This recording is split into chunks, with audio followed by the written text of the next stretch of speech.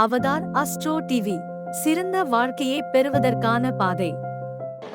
உலகெங்கிலும் உள்ள Avatar astro TV நேயர்களுக்கு எனது இனிய வணக்கங்கள். அருமருந்தாகும் திருநீர். இன்றைக்கி திருநீரை பற்றின ஒரு அற்புதமான ஒரு விளக்கம். அதாவது ஒருத்தருக்கு நோய் இருக்குது, மரண பயம் இருக்குது, எந்த ஒரு திருஷ்டி எதாக இருந்தாலும் அதுக்கெல்லாம் ஒரே ஒரு மந்திரம்.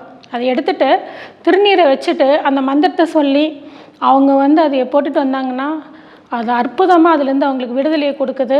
இது பில்லி சூனிய ஏவல், அதுக்கான நோய் நொடி, மரண பயம், எப்பேற்பட்ட ஒரு ஆயுள் பயம் இருந்தாலும் இந்த நான் சொல்லக்கூடிய மந்திரத்தை நீங்கள் பின்னாடி சொல்லிவிட்டு நீங்கள் அந்த திருநீரை அணிஞ்சிங்கன்னா உங்களுக்கு அது சிறப்பான பலனை தரும். முதல்ல திருநீரை பற்றின ஒரு பெருமையை உங்களுக்கு நான் சொல்லிடுறேன். திருநீற்று பதிகத்தில் அது நிறையா அற்குல மந்திரங்கள் இருக்குது. அதில் முதல் ஒரு 4 லைன் வரக்கூடிய அந்த மந்திரத்தை முதல்ல உங்களுக்கு சொல்லிவிட்டு பிறகு நான் சொல்லக்கூடிய அந்த 2 லைன் மந்திரம் தான் உங்களுக்கு அந்த அனைத்து பயங்களும் நீக்கக்கூடிய மந்திரம். முதல்ல திருநீற்றோட ஒரு பெருமையை சொல்லக்கூடிய திருநீற்று பதிக மந்திரம் இப்போ போகிறோம்.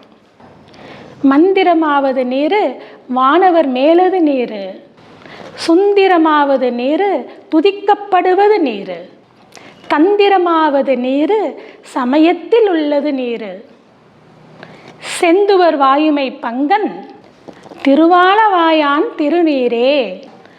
இந்த திருநீற்று பதிகத்தில் நிறைய அற்கல மந்திரங்கள் இருக்குது. இது அந்த திருநீரை பற்றின மிகப்பெரிய பெருமையை சொல்லக்கூடிய அற்புதமான பதிகம். இது தமிழ் திருமுறைகளில் இருக்கக்கூடிய முக்கியமான பதிகம்.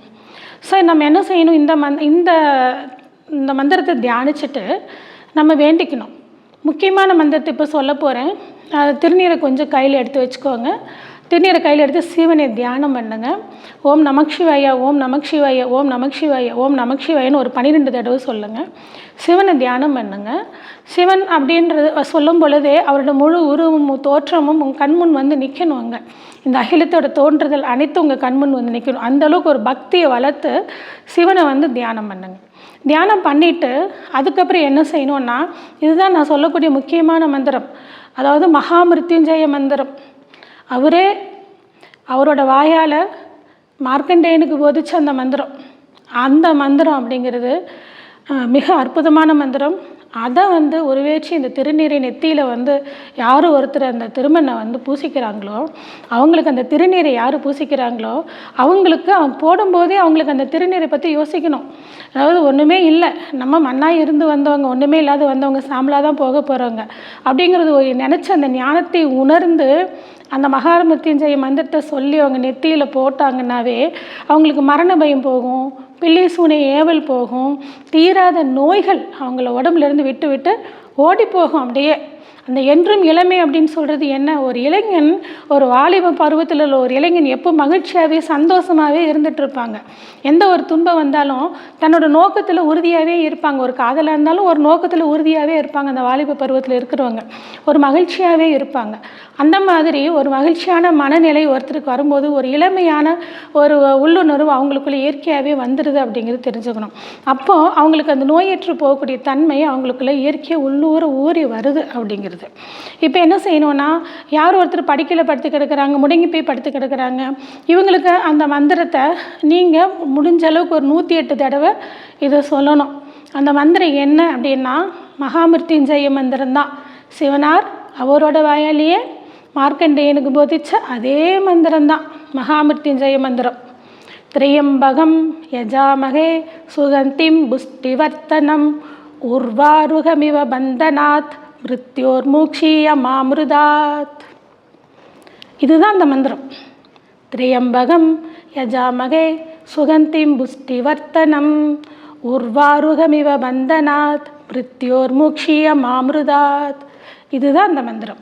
இதை நீங்கள் நிதானமாக ஒரு நோட்புக்கில் பார்த்து எழுதி வச்சுக்கோங்க. சிவனாரை தியானித்து முடிஞ்சால் ஒரு 2-3 சிவன் கோவிலுக்கு போயிட்டு வந்துட்டு கோவிலில் உட்காந்து நீங்கள் சொன்னீங்கன்னா இந்த மந்திரத்துக்கு கோடி புண்ணியமும் கோடி பலமும் உங்களுக்கு இருக்குது அப்படிங்கிறது. ஸோ இதை நீங்கள் நினச்சி எடுத்து நெத்தியில் திருமண்ணை அழகாக பூசிக்கணும். நீங்கள் அதேமாதிரி காது மடல்களில் இருபுறமும் பின்பக்கம் அந்த குழி மாதிரி ஒரு இடம் இருக்கும்.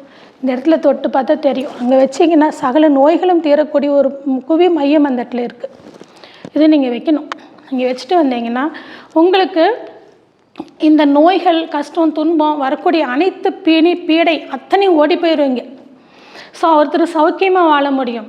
நீண்ட நாள் வாழறதுக்கு இளமையான மனத்தோற்றத்துடன சிவசிந்தனையோடு இருந்து இந்த மந்திரத்தை யார் இந்த சொல்லிட்டு இந்த திருநீரை யார் பூசுகிறாங்களோ அந்த திருநீரை அவங்களுக்கு அருமருந்தாகும் அப்படிங்கிறத உங்களுக்கு நான் சொல்லிவிட்டு இந்த வீடியோவை முடிச்சுக்கிறேன்.